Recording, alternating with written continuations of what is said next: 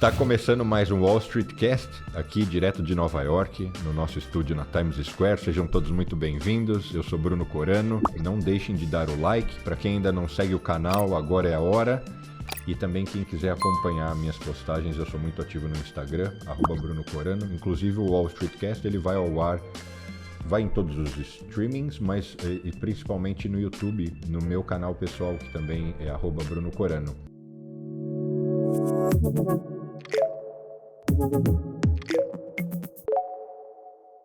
Hoje, no Wall Street Cast, eu recebo uma das 500 pessoas mais influentes da América Latina e Caribe, segundo a Bloomberg Linha. Ela foi líder do ano em 2020 pela revista Exame, é autora do livro Meu Caminho até a Cadeira número 1, é presidente do Conselho Administrativo do Pacto Global da ONU no Brasil, também é conselheira e coordenadora do Comitê de Sustentabilidade da Vale, fundadora e CEO da RM Consulting, primeira mulher negra a ocupar o cargo de CEO no Brasil. Seja muito bem-vinda, Rachel Maia. Obrigada, mas eu vou ter que fazer uma correção logo de bate-pronto. Faça. Fizeram esse search da Bloomberg, mas aí na sequência fizeram um pouco mais focado, né? Como que estavam os top 50. E aí eu sou uma das 50 mais influentes. Muito melhor. Eu sou uma das 50 mulheres influentes. Mas eu troco a minha parte por mais inclusão e diversidade. Eu, logicamente, já te acompanho faz tempo.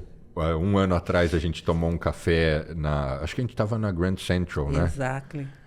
Mas eu acho assim, qual é o ponto que é bacana dessa história? Essencialmente, quem me acompanha são pessoas que estão voltadas à expectativa de quererem vencer na vida. Sim. Negócios, investimento, desenvolvimento pessoal. Uhum. E a sua história, você já deve ter ouvido isso centenas de milhares de vezes, ela é inspiradora. Uhum. Especialmente porque, infelizmente, no Brasil tem um grande grupo de pessoas que não são tão privilegiadas. Verdade. E eu acho que eu pelo menos vejo que a gente contar um pouco a sua história vai ser inspiradora para muitas pessoas. Se você se imaginar quando você tinha, sei lá, 15, 16, 18, alguém que te assista hoje fala, nossa, se a Rachel conseguiu, por que eu não, né? É isso aí. Eu acho que a oportunidade foi o que eu me agarrei. Né? Então, quando eu tinha 14, 15 anos... Você nasceu onde? Então, quando eu tinha 14, 15 anos, onde eu nasci, eu permaneci. Ali em São Paulo, no extremo sul da zona sul de São Paulo. No sentido de Parelheiros, alguma coisa assim parecida, semelhante. Mas, para mim, eu sempre tive um olhar agarrado ao próximo, como minha mãe tinha. Então, minha mãe eu era mais nova de 7 irmãos, né? Nós éramos em 5 mulheres e 2 homens. E aí, neste papo de 5 mulheres e 2 homens, lá em casa sempre foi uma cultura machista. Porque meu pai sempre foi machista. Meu pai aprendeu a ser assim culturalmente. Mas que era normal na nossa geração, né? É isso. Era um ciclo natural. Meu avô, né, ele tinha aquelas características de cultura machista. Não estou falando que meu pai era um problema. Era a cultura que meu pai, né, replicava dentro de casa. Então, minha mãe, ela sempre foi uma mulher batalhadora, fazia docinho para fora, era boleira, fazia faxina quando nós tínhamos sorte, porque nós gostávamos de acompanhar minha mãe quando estava na escola, essas coisas todas. Uma ou outra sempre ia, acompanhava minha mãe, né, nos trabalhos externos dela. E minha mãe complementava a renda de casa, porque 7 filhos, 2 primos é muita coisa. Então, essa é a base da minha história. Então, a Rachel Maia é uma periférica da Zona Sul de São Paulo, com 7 irmãos, mais 2 primos. Meu pai nunca pagou a escola para nós. Nós que começamos a trabalhar, cada um por si, que pagou a sua escola. Porém, ele não pagava, mas era muito importante. A gente sempre teve que ajudar em uma despesa de casa, quando começava a trabalhar. E tinha que estar muito bem nos estudos. Meu pai era uma loucura. A gente não podia estar mais ou menos. Você começou a estudar, você então estudou inicialmente num colégio público? Eu passei a minha vida em colégio público, né? Prezinho, primeiro grau. Eu iniciei o segundo grau em público também, mas aí eu comecei como estagiária no Banco do Brasil e aí eu consegui pagar. Aí você tinha dinheiro para isso. Para pagar um colégio técnico. Você era uma boa aluna até então? Não. Eu sempre fui uma aluna mediana. Minhas notas eram 7,5 para passar. É isso. E seus pais Mas eu sempre fui articulada. E os seus pais faziam o quê? Seu pai trabalhava com o quê nesse momento? Meu pai, ele chegou em São Paulo e começou a trabalhar na extinta VASP. Meu pai trabalhou lá também. Meu pai, ele começou como faxineiro, era autodidata, cara. O cara pegava as binders, os livros e afim, estudava e sempre prestava, né? Tipo, tentava uma posição acima, sempre foi estudando como autodidata e prestando para outras posições. E isso funcionou na vida dele. Né? Então, isso foi muito importante. Meu pai saiu de lá, ele começou como faxineiro e saiu de lá como técnico de voo. Então, então meu pai, ele era uma pessoa que nos incentivava a ler. Meu pai sempre foi uma pessoa que nos falava assim, ó, mesmo o jornal de ontem, leia. Não importa. Conhecimento é poder. Então, isso vem do meu pai, o que eu repito sempre. E minha mãe, ela fez o extinto Mobral, não existe mais. Mas só para que as pessoas saibam o que é Mobral, os adultos, depois que passa, né, o tempo normal do aprendizado, e aí você pode fazer uma escola do primeiro grau. Isso se chamava Mobral. E aí a minha mãe, depois de ter criado os filhos, ela resolveu se dar um tempo para estudar. E aí ela fez até o 3º ano, né, primário. E aí aquilo para ela ficava agoniada. Minha mãe, ela tinha carteira de habilitação, fez Mobral para fazer carteira de habilitação, mas não dirigia. Era uma coisa muito engraçada. Então era isso. Então meu pai era técnico de voo, minha mãe era do lar e fazia faxina, fazia boleira e assim por diante. Mas eram pessoas com uma sabedoria. Minha mãe foi minha mentora. Minha mãe, hoje, né, as pessoas falam, né, tipo X, PTO. Eu tenho outros mentores. A Luísa Trajano é minha mentora, o Pedro Passos, o fundador da Natura, é meu mentor. Eu mentoro outros presidentes, né, Guilherme Bentimol é uma pessoa muito próxima, que eu mentoro, e outros tantos. Mas a minha base de mentoria foi minha mãe. E aí, entrou no Banco do Brasil e de lá, quais foram os próximos passos? Não, o que eu aconteceu? não entrei no Banco do Brasil. Eu fui uma pessoa que fui estagiária, mas antes de ser estagiária, eu fazia meus bicos. Né? Eu sempre fazia meus bicos. Quando era possível, minha mãe não curtia muito, não, mas eu faxinava, fazia, acontecia, mas eu estava sempre arrumando uma graninha. Era essa meu foco, nunca ficar dura e nunca precisar pedir dinheiro para os meus pais, que eu via que eles já ralavam demais para a nossa subsistência, porque era isso. E aí eu consegui estágio, né, depois de alguns bicos de anos, né, que eu fiquei, sei lá, uns 3 anos, consegui estágio no Banco do Brasil. E aí eu fiz estágio no Banco do Brasil por 2 anos. E olha só que coisa, fiz estágio e depois virei conselheira. Depois de quase 30 anos, virei conselheira do Banco do Brasil. Mas essa é a pegada, né? Então, eu fui estagiária do Banco do Brasil, depois eu fui assessora em contabilidade, e depois eu fui contadora da 7-Eleven. 7-Eleven, a maior rede de lojas de conveniência americana, quando ela teve no Brasil, eu já tive a oportunidade de começar a fazer a minha vida na gestão. Porque aí de contador eu passei a ser controller. E naquela época eu não tinha inglês, então eu peguei o inglês, falei assim, gente, eu não consigo nem falar o verbo to be, então eu vou para o Canadá. Pedi a conta depois de 7 anos e meio, peguei meu dinheiro de rescisão e fui embora para o Canadá. Estudar inglês. E você, então, eu estou deduzindo que você já tinha estudado contabilidade depois do colegial. Foi então seu... É que antigamente tinha técnico. É. Né? Então, antes você fazia o colegial como técnico. Então, eu me formei como técnica contábil. Depois, eu fiz a faculdade, essas coisas todas. Eu fiz o percurso natural, né? Do processo de quem decide estudar. E você estudou contabilidade também ou outra? Sim, eu estudei contabilidade. Eu fui técnica contábil, depois fui formanda em contabilidade. Fui uma acadêmica em contabilidade. E aí, voltando do Canadá... Então, só estou construindo aqui a linha do tempo.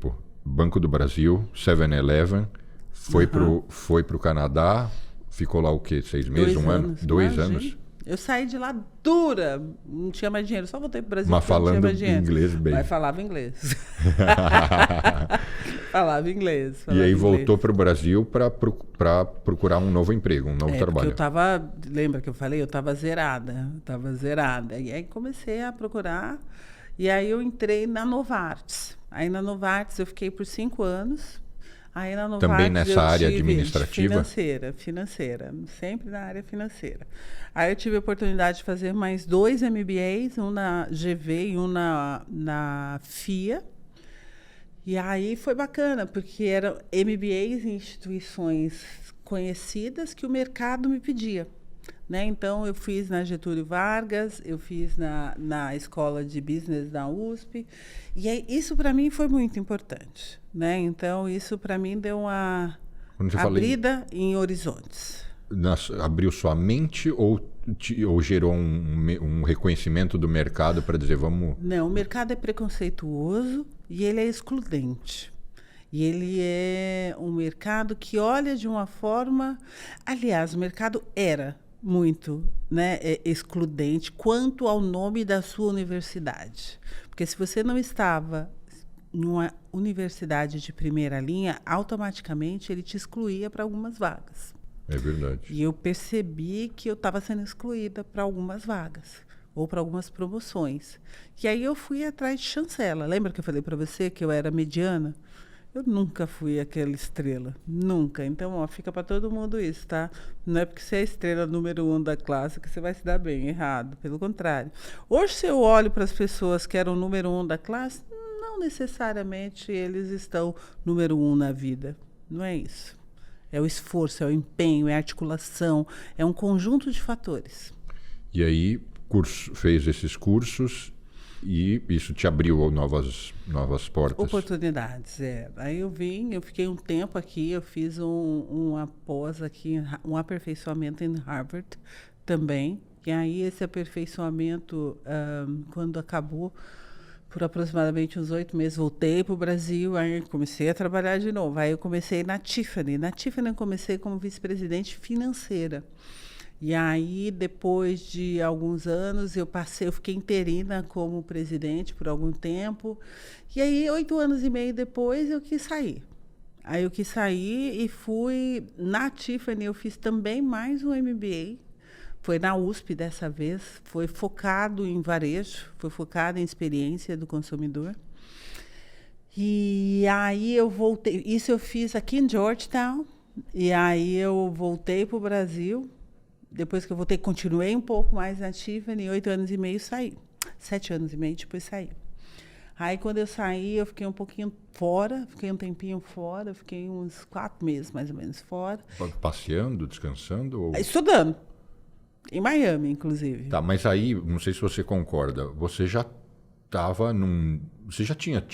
Sucesso tem diferentes perspectivas, sucesso não é necessariamente dinheiro, é carreira, é amplo. Mas do ponto de vista profissional, você já tinha vencido absolutamente, porque... Então, é o que você foi super feliz, Bruno, quando você fala, depende da perspectiva. Sim. Depende muito da perspectiva. Então, eu via uma característica, quando eu estava na Tiffany, eu pensava assim, eu quero ser um flip-flop ou um high heel. E naquela empresa, naquele momento, eu não poderia ser um high heel. Eu queria vestir salto alto. Mas tinha algumas características que o mercado ainda olhava e percebia que não me deixava ser um high heel. Então, ou seja, você estava ainda na pegada, com a ambição. Estava batalhando.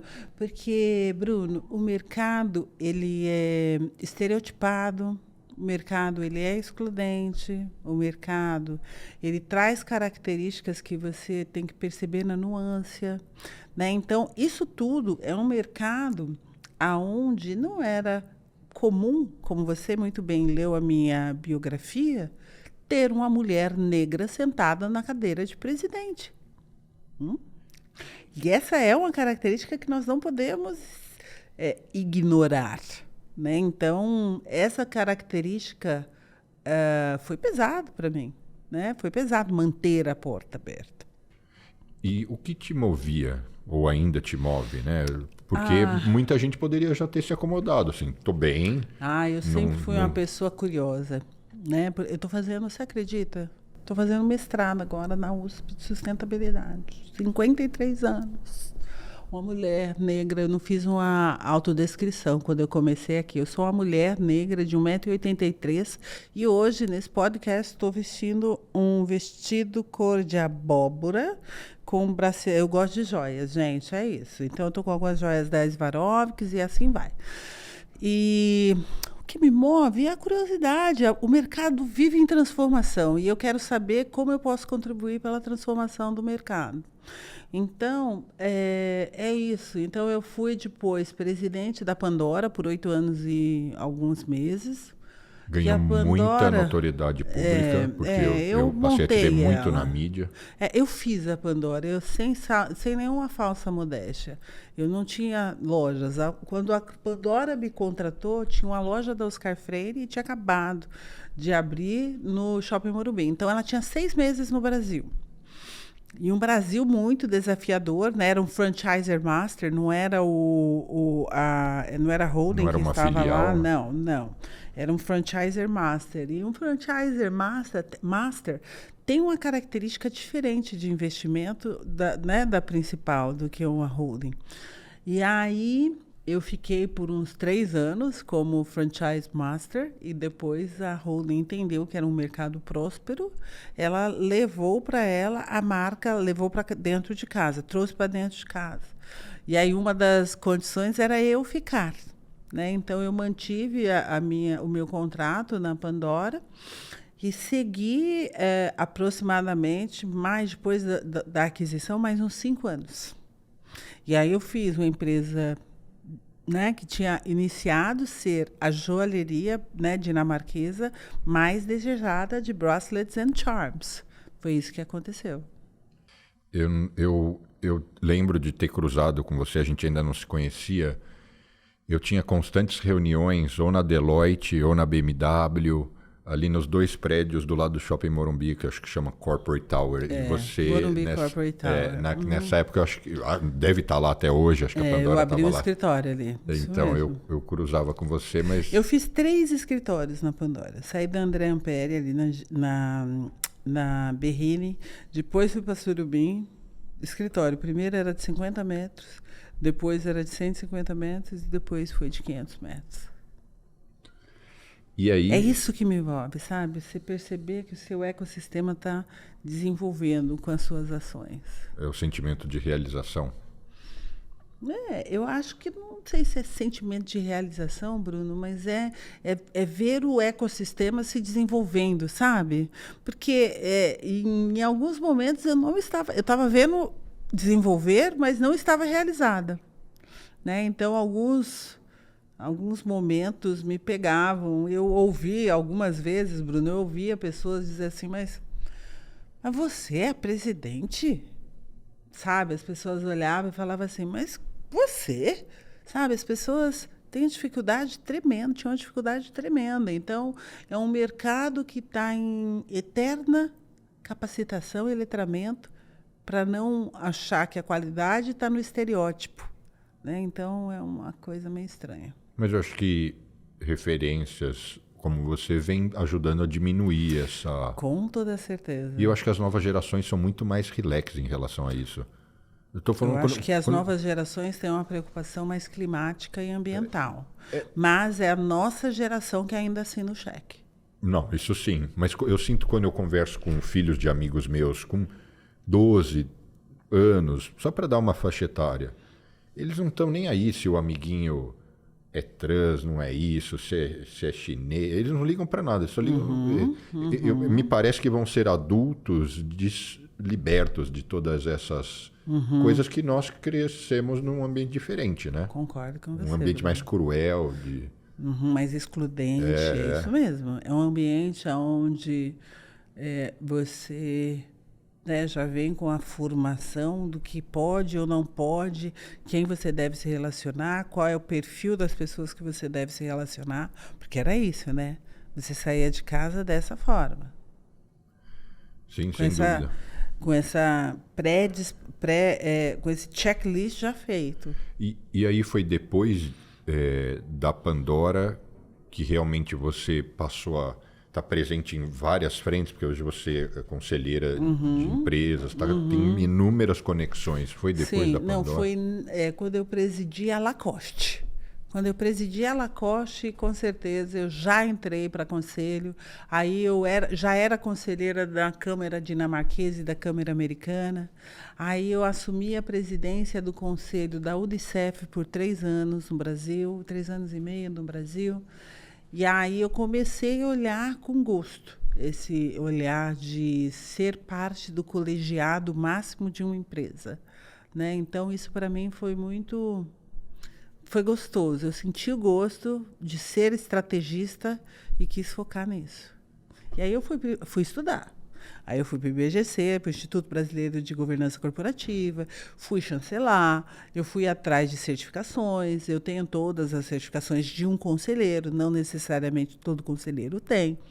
Então, tudo isso para mim foi importante. E hoje, o que é mais importante para você? A sua consultoria ou alguma outra posição que você ocupa? Espetacular a sua pergunta, espetacular, Bruno. O que é mais importante para mim é o meu instituto. O Instituto Capacita-me, onde ele ajuda as pessoas, ele apoia as pessoas a se capacitar. Isso é o mais importante da minha vida. Conta um pouco mais como as pessoas podem se aproximar, conhecer o que você eles oferece. Eles podem ir na page, né? Então, a gente oferece aproximadamente uns 14 cursos por ano, 100% gratuito. Antes eu fazia todo... o subsídio dele era total com a minha pessoa. Hoje nós somos já um CIP. Então, as empresas que querem apoiar têm a questão do crédito tributário, mas a gente oferece para pessoas acima de 14 anos, a pessoas acima de 18 anos, cursos profissionalizantes. Este ano nós temos 14 cursos na grade.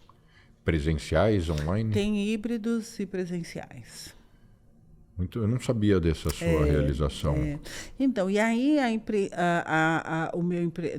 ser empresária, ele gira em torno de subsidiar o instituto. Então, eu tenho todo esse processo do empresariado para eu subsidiar o instituto. Para eu fazer, por exemplo, brechó. Eu tenho agora um brechó no instituto, que está em prol de subsidiar os cursos do instituto. E assim por diante. Quais os planos futuros? Onde eu vou encontrar a Rachel daqui 5 anos? Não, mas de hoje para o futuro, hoje, além de ser empresária, eu sou conselheira também, né? Eu sou conselheira da Vale, uma empresa que tem trabalhado a sua governança e a sua sustentabilidade e a empregabilidade. A Vale é a empresa top 3 mais amada pelos seus colaboradores. Isso, para mim, é uma coisa especial.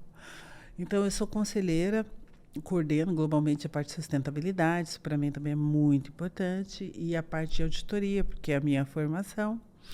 Eu estou no momento, presidindo o Conselho do Pacto Global da ONU, Rede Brasil. Faz 1 ano já que eu presido o Conselho. Eu estou... Essa é a posição que era do Carlo Pereira? Não, o Carlo é CEO. Ah, entendi. Eu sou presidente do Conselho do Pacto Global da ONU, mas o Carlo, os CEOs se reportam ao Conselho. Então, é isso. Então, o Carlo hoje nós trabalhamos juntas. Deixa eu pensar. Então, o Banco do Brasil, onde eu continuo na parte de comitês de auditoria e sustentabilidade e pessoas, que isso para mim é muito importante. Brazil Foundation, eu sou conselheira administrativa deles, eu sou conselheira da Ambipar, aí agora estou entrando eu sou conselheira do Grupo Pão de Açúcar, conselheira administrativa, então é isso. Você concorda que a sua trajetória, poucas pessoas, se tivessem começado lá essa jornada, poucas pessoas teriam conseguido o mesmo desempenho ou chegar no mesmo lugar? O que talvez, eu vou discordar, e talvez elas teriam brilhado mais que eu. Sim. Porque eu sou mediana. Eu sou uma aluna mediana. Mas os seus resultados, ou o que você alcançou e realizou, não é mediano. Eu tenho boas entregas. Mas lembra que eu falei para você? Eu sou articulada. Então, se a pessoa que está assistindo fala, eu quero ser como ela, eu quero conseguir. Seja articulado. Leia muitos livros, converse com as pessoas, converse com quem tem mais experiência, respeite cabelo branco. Sabe, essas coisas todas fizeram toda a diferença na minha vida. Mas certamente você tem uma série de outras qualidades aí que assim, é certo. Você deve ser disciplinada. Sou. Você deve ser persistente. Sou. Tem um monte de coisa aí que é certeza. Então, porque mas a só gente que leva tem gente muita... muito melhor que eu. Eu sei o que sou. Por exemplo, tem gente que leu uma vez esse papel aqui, Bruno. E decora. Acabou. Cara, eu tenho que ler 10 vezes isso aqui, mesmo assim, na hora de gravar, me dá de novo o papel, me dá de novo o papel. É isso que eu sou. Mas isso não empata a minha vida. Não sabe? é isso que vai fazer ganhar o jogo, ou não. Você entende? Eu sou uma pessoa assim, eu percebo nas entrelinhas. Provavelmente você tem um grande poder de persuasão. De articular. Eu vou repetir a palavra 1000 vezes, seja articulado. Essa perspectiva, quando as pessoas olham e percebem que você está no jogo, isso é muito importante, Bruno. Você sabe disso. Você é um homem de negócios. Sim, sim. Você quer a pessoa que é a mais inteligente, que só tirou 10, ou a pessoa que vai conseguir trazer um networking para que todos aqueles que estão em volta tirar 10? Sabe? Eu sou aquela que trago todos os outros para tirar 10. Então isso significa também que você gosta de gente. Adoro. Eu fui 23 anos catequista de Crisma. Crisma é o sacramento da responsabilidade, né, dentro da Igreja Católica. Então eu gosto de estar, gosto de estar com gente, gosto de bagunçar, gosto de namorar.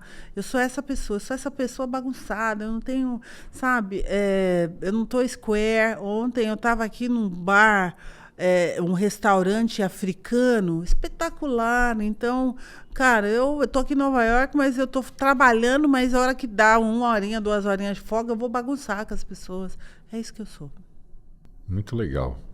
Você acha que a gente deixou de abordar algum ponto que você não gostaria que a gente não falasse? Um recado, uma consideração final? Olha, é assim, tudo que está aqui dito e está para todo mundo. Não tem nada escondido. Isso é os meus modus operantes, né? Quem esconde muito é sempre problemático, né? Então, esse é um ponto importante. Trabalhe de forma a criar alguns procedimentos na vida. A Luísa Trajano, ela costuma dizer que eu sou a ordem e ela é o progresso. Por isso que a gente faz a coisa acontecer. Eu gosto de ordenar o processo para fluir bem. Eu acho que isso é importante na minha perspectiva, na minha humilde perspectiva.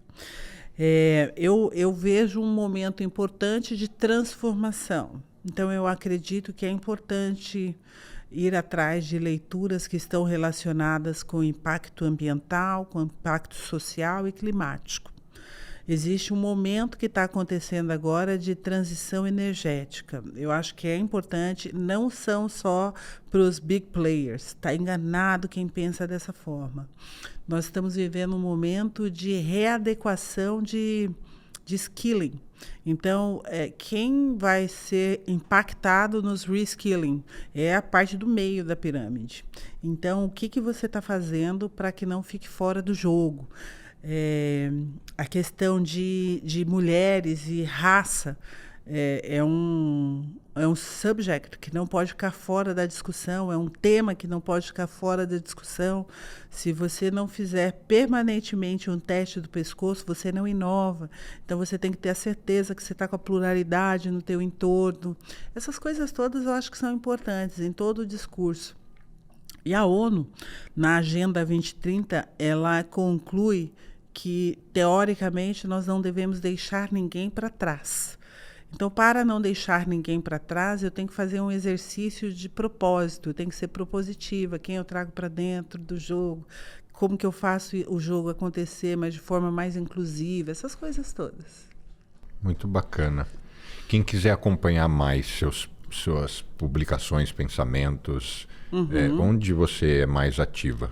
Tem uma rede social que você costuma... Sim, eu tenho meu divulgar? Instagram, que eu respondo pessoalmente, eu demoro um pouquinho, mas eu respondo pessoalmente, é Rachel Omaia. Tem um ozinho no meio, que é o O do meu pai, de Oliveira, então é Rachel Omaia. Tem também uma perspectiva aí que eu tenho feito algumas postagens no brechó, né, na moda reciclável, que eu acho que essa é a moda que vai acontecer, que acontece. Então, quem vai na minha página vai cair na moda reciclável também, porque eu sou uma pessoa do universo fashion, eu gosto de estar bem vestida, mas eu gosto de uma moda reciclável também. Então, isso é importante. É importante nós prestarmos atenção no nosso consumo, ser consumo consciente, ter consciência daquele fornecedor, se ele está seguindo algumas regras de sustentabilidade e assim por diante. Sustentabilidade e impacto humano. Não dá para trabalhar com essas questões de fake. Toda mercadoria fake trabalha de forma análoga à escravidão. Então, se você está trazendo para o seu lado esse tipo de mercadoria, você está fomentando o mercado análogo à escravidão. Tudo isso é importante. Isso tudo deve ser considerado na transformação que nós estamos. Nós não temos um planeta B, nós temos esse planeta, então esse planeta que nós temos que cuidar. Queria agradecer muito pelo papo, espero que tenha sido o primeiro de outros. Quem sabe num próximo a gente monta uma mesa aqui com um grupo de pessoas interessantes para debater algum tema. Espetacular. O Carlos já esteve aqui comigo, a gente conversou muito sobre ESG, então eu acho que sempre tem assuntos e você vai sempre ser uma pessoa que vai poder contribuir.